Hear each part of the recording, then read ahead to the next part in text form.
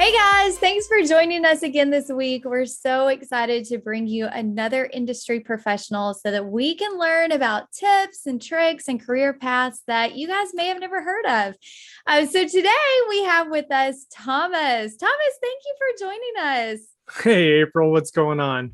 Yeah, so could you introduce yourself? Tell us a little bit about who you are, what you do, and where you're from. Yeah. So I'm originally from Chicago, but I grew up in Georgia. And fast forward till we could go back in the past a little bit. But as of right now, I would consider myself a podcast host and entrepreneur and an entertainment reporter still, where I interview people who, whether they're in movies or they just had a book come out or just any upcoming social media artists or things like that. So I guess maybe an interviewer would be a good word. And yeah, that's what I'm doing right now. Yeah, that sounds so exciting to be able to talk to these successful people and learn about what's up in their life. So, could you kind of walk us through what your day to day activities look like, how you prepare for interviews, and what the whole process is? Yeah, so day to day is interesting because if you're working with a network, it's a lot easier because they're paying you. But there's ups and downs to that too. One of the downsides to that is like they a lot of people, when you're at like a network level, they have a producer telling you what to do. So if you have a certain amount of questions you want to ask, that it's the producer's call. So you may think you're being like super funny and da da da da da, but at the end of the day, they need to fit it into their show, and they're like, "Yeah, we don't have time for that." So eventually, when they start shooting down all your ideas and then sometimes stealing your ideas, you kind of get to a point where you just want to do things yourself. So that's kind of what I've done. I still do it part time because I want to focus more on myself and my business. So I have all the intellectual property. I can ask all the questions. I can pick the guests. In order to do that, I've been teaching a lot of people like social media marketing, a lot of YouTube marketing. I'm transitioning into video podcasting because that's what my passion is. Is if you could if I could interview people all day, I would totally just do it. But yeah, I'm teaching a lot of people how to use YouTube to turn their passion into a profit, or just look at it more from an entrepreneurial standpoint to make it a business. And then here in Georgia, I still have my talent agents here. So even like today after this interview, I got an audition. So I still get hosting opportunities. And if there's a lot of movies or things are shot here, in Atlanta, I'll talk to my agents or just try to wiggle your way in because in this industry, it's a lot of it's a no industry. So if I can't get permission from my agents or if I just get no from the PR person, sometimes if you just show up and act like you know what you're doing, you may be able to slide in there. But yeah, so that's kind of what I do is just from the money standpoint is kind of help people develop their on camera skills on YouTube and technical side, and then I also have my agents working for me so I can get auditions for commercial and hosting work. Yeah. So you mentioned that working for a network is very different, and you're kind of in the freelance area right now, an entrepreneur. I think that's so exciting because so many students in this generation that's going to be graduating soon, that's going to be the career path that they're going to take. But could you talk a little bit about your journey from high school to this really cool job you had interviewing celebrities on the red carpet to where you are today? Can you kind of take us through what that looks like, and how did you get your foot in the door, and how did those doors open? No, and that's the thing is I found out with a lot of things in life, you just got to work backwards. And I'll get to that in just a second. But like in high school, it was weird. I was lucky because knowing what you want to do is half the battle. There's people who are my age that still don't know what to do. And like even at my age, I'm like, wait, what am I doing? So that's it. Knowing what you want to do is half the battle. And I'm going to date myself here, and no one probably knows what I'm about to talk about. But like in high school, cable just came out, right? And MTV had a show called TRL, Total Request Live. And there was this guy named Carson Daly, and I was just like sitting there watching this dude, like, man, he gets to go on TV, talk to celebrities, talk to pretty girls, and just like goof off on TV and play all these little games. I was like, and you get paid for that? I was like, I want to do that.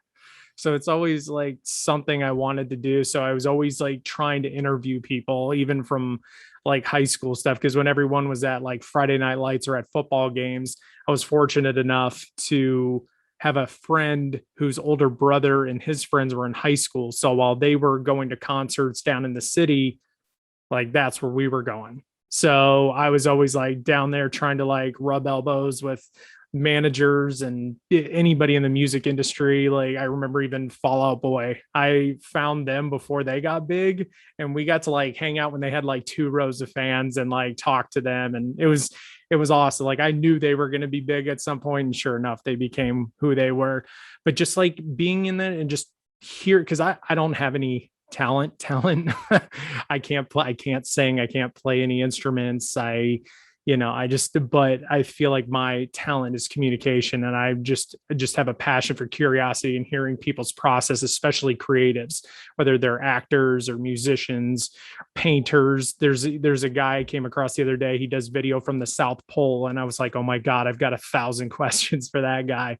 So no matter what, it's just always having a passion for something. And then just that kind of through high school is like, okay, I've watched E a lot, and I was like, okay, who are these people? And it was like Juliana Rancic, Jason Kennedy, Kat Sadler, a couple of these people. So, and Ryan Seacrest, I think, was still with E. And I kept reading their bios. I was like, okay, how do I get into this? Oh, but before that, MTV used to hold a contest to be a VJ, right? To be a host. They used to call hosts VJs. Tried that, didn't work. But then I was like, okay, I want to be on E. And I went back, I was like reading all these profiles, all these bios, and it was like, okay, all these people had like news experience. It was like 4 years in Indianapolis and all this, like Seacrest had done radio here in Atlanta. I was like, okay, how do I do this? And then I was interning at a radio station here in Atlanta that's still here. And I talked to the main host here, and he just looked at me and he was like, man, from what it sounds like you want to do, he's like, you're in the wrong spot, dude. He's like, you need to be on TV. And I was like, yeah, I think that's what I want to do. So I was just trying to figure out what to do. And then I was like, I got to get into news, because all these people say to get into news. And then it's like you do a Google search, like, how am I going to do this? And then I was working at a bank at the time, and then going to broadcasting school. I was like, broadcasting schools in Atlanta. And I was like, okay, go. And they kind of laid the foundation and helped me build my demo reel so I could start. Once that was done, I went through that and learned how to shoot, write, and edit video for news, built a reel by, like, I didn't have a traditional newsreel, like, oh, we're standing outside the grocery store or the gas station where gas is 5 cents a gallon. No, I didn't do that. I was actually covering nightlife here in Atlanta and going to all these, because I was I was into the club scene a little bit and got to know, just like from a networking standpoint, and got to know these like videographers and stuff. And I was like, hey, do you guys need a host? And they're like, no, but if you want to do it, that's cool, but we're not going to pay you. I was like, that's cool. Just give me the footage. And I was interviewing like all these giant, like looking back, it's hilarious because I was interviewing like these giant DJs and I had no clue, like Armin van Buuren, Tiesto, like Skrillex, like all these people that are just huge now. I was just like, oh man, hey, what's up? Like, didn't even know. And then I put a demo reel together and literally started from California and worked my way back to Texas with news stations, and just literally copied and pasted and applied for all these jobs for like 3 months, and just was anything on air. And then Colorado, Grand Junction market 186. It's like a bottom market. It's like, hey, we got your reel. Do you want to be, do you have any experience doing weather? And I was like, no. He's like, well, do you want to? And I was like, do you guys have a training program? But yeah, and then that's kind of where it started. And then, I spent a year in Colorado, then doing the weather and doing the actual news, and did the same thing in Oregon, did the same thing in Michigan, did a little bit in Vegas, and then got a gig with Fox in LA, which is hilarious because I was in LA for about 6 months and I was struggling pretty hard because if you've ever been to LA, it's tough. And then a news friend of mine who I've consider a really close friend. I've known him for years. He's like, "Hey man, did I ever tell you when I was in LA, I worked for Fox and I was in the entertainment division?" I was like, "Dude, I've known you for 4 or 5 years and you're just now telling me this, and I'm struggling out here." And he's like, "Oh yeah, let me make a call." Sure enough, he calls his friend who's there, and sure enough, I got the gig like 3 months later. I was like, "Jeez." That is so awesome to hear your story, because I think so many people just think that you graduate high school, you're going to get a job after high school. And there's so many twists and turns in any career path. And Mm-hmm. like you mentioned, it is a no industry and you got to get your foot in the door. You got to know people. One of the things I love that you mentioned is that you read bios of people you wanted to be like. That Mm-hmm. is such good practical advice for students. Like, whatever it is that you want to do, find the people that are doing it and read their bio. How did they get there? Mm-hmm. So that's really cool. And it's really interesting to me that you had the thought process at such a young age to know to do that. Oh, that's the day. I'll be totally fair. Like, there's a comedian named Ron White, and he says it best. He goes, "I'm smart, but you can't prove it on paper." Right? Like, I just didn't know. Like, I was searching because I'll be honest, I didn't even know what to call it. Like I said, MTV was like calling it VJ. So it's like, "Oh, I want to be like a VJ." And people are like, "What is that? Like a disc jockey?" I'm like, no, video jockey. And, but then it's just like, it's one of those things where it's just like, you've got to be curious. And it's like, I don't know, I've always felt this pull towards it. So, and then it's like, you're on the internet, dial-up internet, mind you. And I was just like, what do these guys do? And it took a second. I was like, oh man. And this is before, TikTok, like all these social media apps. So it's like, I had to go the traditional route, and it was it was ups and downs, and I'm grateful for my experience. But just looking back, I'm just like, whew, man. But you earn a lot of respect, because when I was working in news, oh man, I was working like 16-hour days, no lunch breaks. Like, the news goes on without you. And it's not like it is now, but it was one of the hardest things I ever endured, because even in everything I learned in broadcasting school went out the window day one. Because you're putting together a story and they're showing you how to edit, and I'm like, well, I got to create these bins and organize all the footage. And my buddy's like, "Dude, you got no time for that. Drag it in the timeline, scrub through, get your sound bites, chop chop chop." I'm like, like, okay, here we go. Learning on the job. I feel like there's so many different careers that you do just that. But being in the industry, being around celebrities in the entertainment world, I'm sure that you've seen a lot of different careers that maybe you didn't know existed. So would you mind sharing some of those careers? There's a lot of students out there that maybe aren't aware of the different opportunities. So what are some careers that maybe have surprised you along the way? So it's tough because there's so many like little things. Like, when people think like interviewing celebrities, it's like the first initial shock when you're seeing these people is like, I can't even describe it. That's like an LA thing. Like, there was one time I used to bartend, and I was bartending, and I just look over, and Chris Evans, Captain America, is like at my bar. I was like, it is the most bizarre. Like, it's one of those, it's not real, because you see them on TV all the time. But yeah, the different jobs, there's a few that, like, there's like public relations. The thing is with those, it's not all public relations. Sometimes I haven't, like, they're gatekeeper, like the celebrity gatekeeper. So if you're on a red carpet, how it works is they've got you in a line. You see it on TV all the time, and it's the celebrity, and then you'll see somebody like off to the side, just like standing there. That's their publicist, and they're sitting there making sure they're listening to make sure you're not, trying to troll them, or, usually it's professional 9.99 times out of 10, or they're there to just give info and kind of usher the celebrity and kind of direct the celebrity. You can, if you like to write and do a lot of like press releases and like event type planning, you can go that PR route.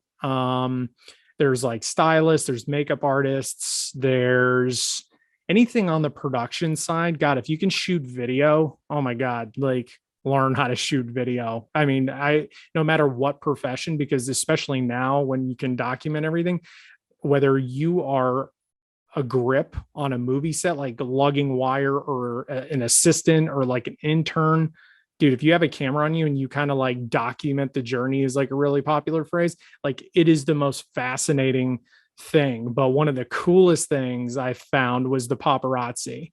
And I knew they existed, but I didn't know like how it worked.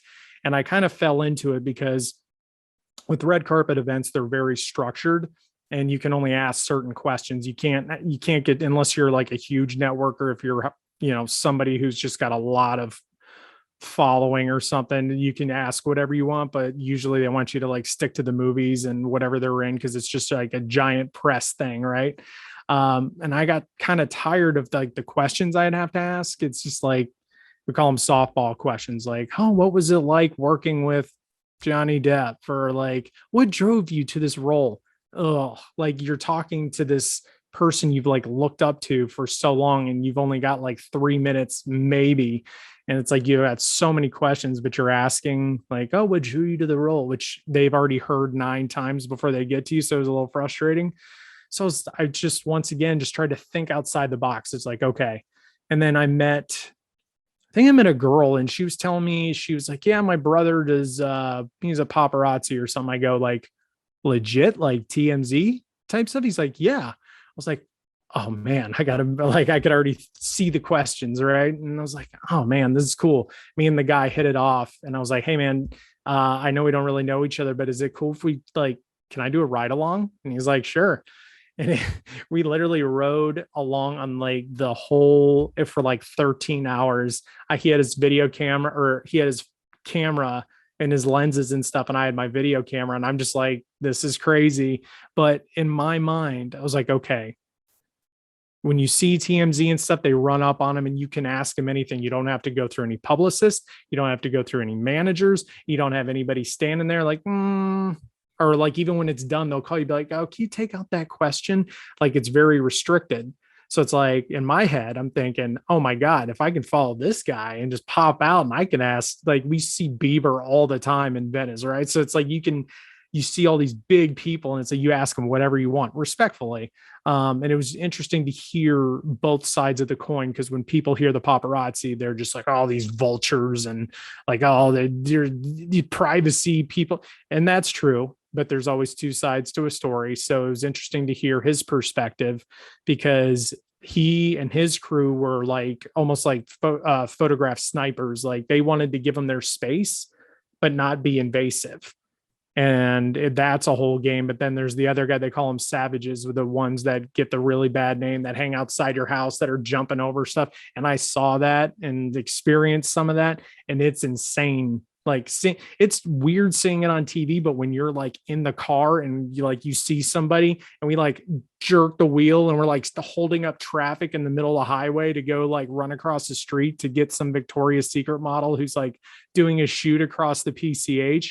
It's insane. It was like hunting people, if that makes sense, or fishing for people. Sorry, hunting sounds bad. But no, like, when you'd see these people, you just run. I mean, we'd be driving around for like hours. And it's just like, oh my God. But when it happened, oh man, it was fun, but man, it was just draining. I tried it for like a month, and it was just, and this was before COVID, and it was already tough, and it was like 13-hour days. So, but it's just always think outside the box, no matter what you're going to do. Learn how to shoot video and think outside the box. Like, what everybody's doing, just, there's always another like little way, or just some way to like bob and weave around it.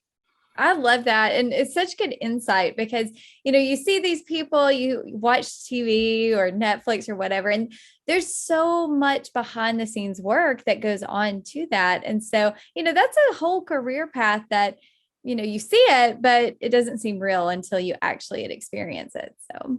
Yeah. And it's like, you just always look for a foot in the door somewhere. Like, whatever you want to do, like, just find somebody who's doing it and just reverse engineer, and then just literally, like, it's a no business. I will keep saying that, because like, even to this day, I've been doing this 10 years.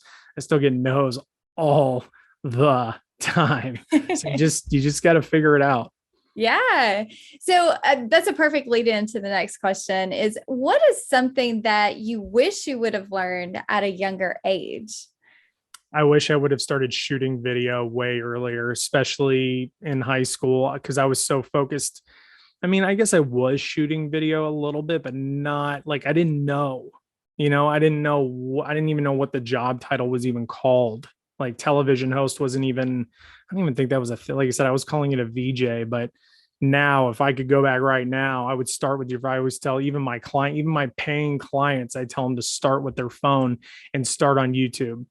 Like everything else, like I know Instagram and I know TikTok, I know all that stuff is popping now, but what people forget is those things, like it's just like Vine came and went, and there's going to be others. TikTok will have its day, something else will come along, then something else along.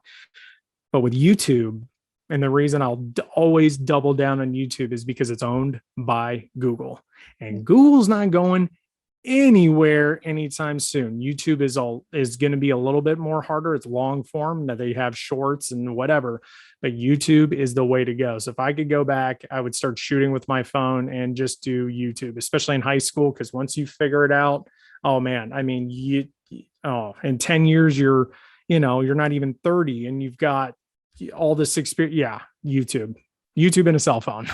I love it. And that's something students can do right now today. They don't have to wait till they graduate. Mm-hmm. Yeah. So that is a perfect lead in to our next question. And this is the last question I have for you. And then we have a few questions for students. Sure. What is some actionable advice for students that they can do today while they're still in high school if they're interested in the entertainment industry, becoming a host? Are there certain techniques, videos they could watch? What are some things that they could be doing to prepare themselves for a career in this industry? Just to once again to highlight that you're going to get a lot of no's and a lot of no, like whatever, but you got to keep going and you've got to do what I did and just find people who you or like whatever you want to do. If you want to be an actor, a model, a host, something in the entertainment industry, there's so many things.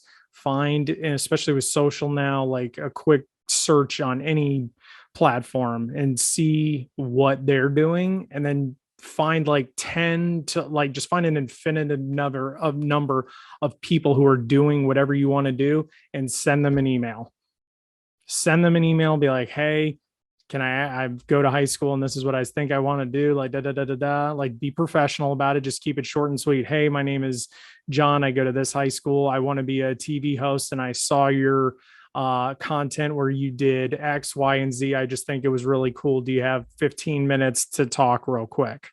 And just reach out to a million people until you get some like clear answers on what to do, and then find a way to bring that person value and just be like, hey, can I just stick to you like glue somehow? Like, this is what I want to do. You're obviously doing it. I'll work for free, like do whatever it takes.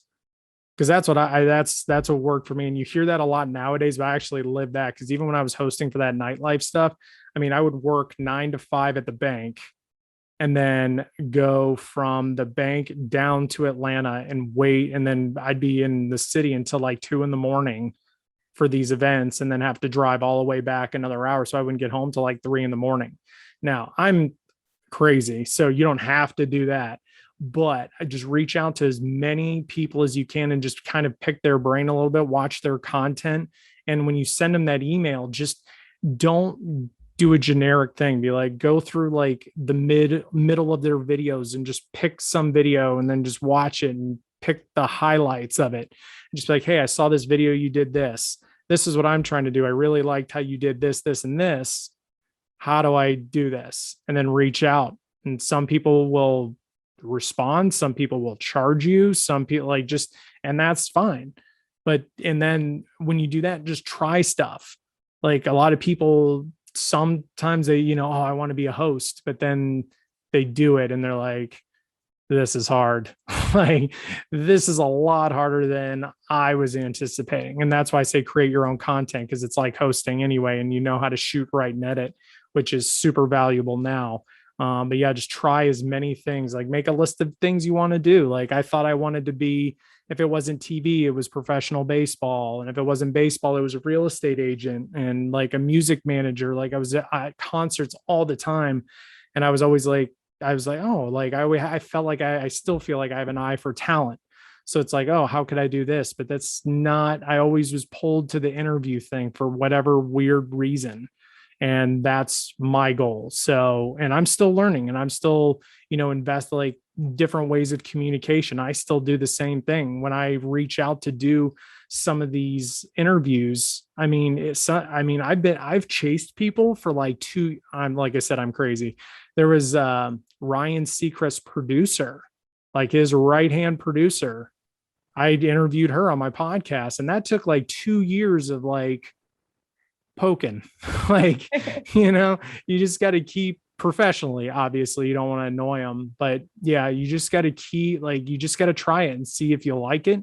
And you got in high school, you got all the time in the world. So just see if you like it. If you like hosting, do hosting. If you like acting, go take an acting class. Start like reaching out to actors. If you've got $100, you can download IMDb Pro and you can get the contact information of every single celebrity that exists. So like their publicists and stuff. So go email them. See, like I bet you in high school, if you had your own interview show, they'd probably let you. It's like, give me 5 minutes. That's it. But just reverse engineer everything and always ask questions. Oh, that's such good advice. Such good advice. And you know what? Any career path that students pursue, there's going to be lots of no's, and you've just got to keep going. You've got to keep that grit. And just, if you get a no, it's not the end. You got to keep going. And if you're going to get, like I said, I get no's all the time. And sometimes it's either a polite no, or they just don't even answer. And that still happens. So you just kind of power through it and just keep going. Don't let anybody stop you. If you truly believe in your heart, you've got a passion to do something, do not ignore it. Because I've tried to stray away from it a few times. I'm like, I don't know if I can do this, but that fire just does. I can't turn it off. That is great. Well, we have a couple of questions from students. Sure. I love this first question. Do you get nervous meeting celebrities on the red carpet? If so, how do you control your anxiety? So at first you get a little nervous, but then you really that, and that was the good thing. Like as much as news, I wasn't fond of doing news, that prepared because I'd interviewed so many people. So I was it was a little overwhelming at first because on the red carpet, there's just so much going on. There's photographers screaming at celebrities. You've got, other hosts besides you. Some people, I'm right next to E. I'm like, oh my God, this is awesome. Like the first few times it's like that. But once you've done one red carpet or one press junket, you've done them all. Like they're all the same, but it is cool. You did get nervous. What was the other part of the question? Sorry. How do you control your anxiety or your nerves? Oh, you just got to go. It's kind of like if you were to like go skydiving, right? And if you look out and you think about it, you're not going to do it and you're going to get scared. And then you kind of hesitate. And once you hesitate, you're kind of screwed. So it's just like, you've got to just like blurt something out. And that actually happened. And I still screw up. We were doing the premiere for Creed, and Michael B. Jordan, like we're interviewing everybody. And what happens with like the bigger celebrities with like Sylvester Stallone and Michael B. Jordan, they'll group us all together. That's why you see on TV, you see like 1,000 microphones because they want to get one interview, but so now we're not just going down the line and you never know when they're going to stop. It's like musical chairs, right? So Sylvester Stallone did his thing and then Michael B. Jordan shows up late. And my whole thing was like, you've got to kind of know what you're going to say because you just don't know. But I did so many, like they never stopped by me, right? And I was going to challenge Michael B. Jordan to a push-up contest because I was like, he's in the best shape of his life. Let's roll, right? And we're screaming at him to like come over, like, because it's loud and you just don't know. But he literally is walking and he stops and then he comes back and looks right at me. And I was like, I literally I forgot who I was. It's kind of like in Talladega Nights. It's like I don't know what to do with my hand. Like I did. It happens. It happens. But I don't. And after you do it a handful of times, it's just another conversation. But I'm not gonna let when you like the person and you're like a fan of them. It's a little like you've got to kind of like breathe like 1, 2, 3, you're a professional. But even on camera, you can even tell like you're cheesing, my smile's bigger, just like I've got more energy. Like you can tell. I try not to fanboy too hard, like, cause you're there to do a job and you just gotta kind of reel it in. But I screw up all the time, like that Michael B. Jordan thing. Even my videographer was like, what? What was that? And I froze. I literally forgot who I was, and like I couldn't hear anything. It was awful. And I was just like, "Does anybody else want to take your?" I lost it. That was one of my screw ups. And I think that's so true. I mean, everyone makes mistakes, and it's something you learn from and you do differently the next time. So. Oh, and I make a lot of them. That was another thing. Like you learn the most from your mistakes. And I know that sounds so cliche, but like you've just, oh man, the more you fail and fall on your face, like the more you learn. Like when I was in Colorado, my first live shot, I tanked. Like it was outside on the side of this cold highway, and I had my paper and I had my light, in my face. And I asked him, I was like, can I just go off script? Because I think I know.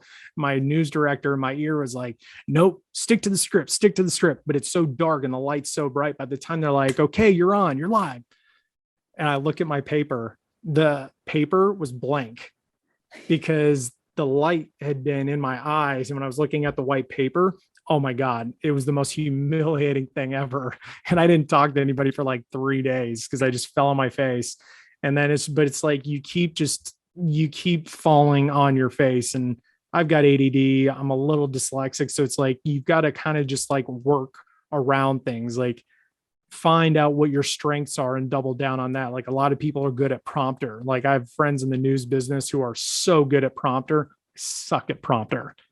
But you put me in a live situation, I will talk for an hour with no script. And it's just like, let's go. So it's just like, you just got to find your strengths. You just got to find your strengths and just kind of do that. Yeah. So the next question obviously you are a great communicator and you always know what to say. So I know you'll have a great answer for this question, but I never know what to say when I meet new people. Do you have advice for starting a conversation? Oh yeah. I use this all the time. And this sounds and it's about confidence too, right? So I just walk, like, depending on where you're at, whether you're at a after party for these like celebrity things, or if you're just meeting somebody at the grocery store or anybody in general, you're like, oh, I haven't met you yet. My name's Thomas. And I just go from there. And I just try, and it's just super simple. I'm trying to think of where I found that or heard that somewhere. Just like, oh, I haven't met you yet. No. And always make it about them. And because people love to talk about themselves. So it's like, you just ask where they're like, and just kind of like start to like pick people. Like if you're, and I do this all the time with my clients, I still do it to this day, is like, just to like talk to people. Like if you're at Walmart or something, like find somebody and be like, oh man, those are awesome shoes, man. Where'd you get those? And then you just start talking to them and getting them rolling. And it's like, see how long you can talk to them before they're like, okay, dude, but yeah, no, just a simple, like, oh, I haven't met you yet. So and that works in like all situations, like no matter where you're at. Good. Yes, it's so good. And it's so simple because like you said, people love to talk about themselves, pay them a compliment, say it with confidence. Perfect. Be careful with that one too. Cause like I can like, especially with professionals, like you can people can kind of like see that one coming a little bit. So it really just depends. You just gotta be careful and you gotta be genuine with it. Mm-hmm. Because like there was what was that one red carpet? I think one guy had these shoes that like lit up on the bottom and no one said anything. And I was like, oh my God. I was like, bro, I remember those are like LA Gears from 92. He's like, oh yeah, I remember. Like I was genuine about it. But yeah, a compliment never hurts. It doesn't have to be right off the bat, but just a simple, oh, I haven't met you yet. And that works at all events. Because if you're at a networking event, you're going to see those people anyway. and you just kind of, I don't know, just say something. You just never know, but just let it roll. In golf, I think they call it like play it as it lies, like even challenge yourself sometimes. I don't know. Yes, I love it. Well, Thomas, I have so much enjoyed chatting with you today. Is there any last piece of advice, words of wisdom that you would like to leave with our students?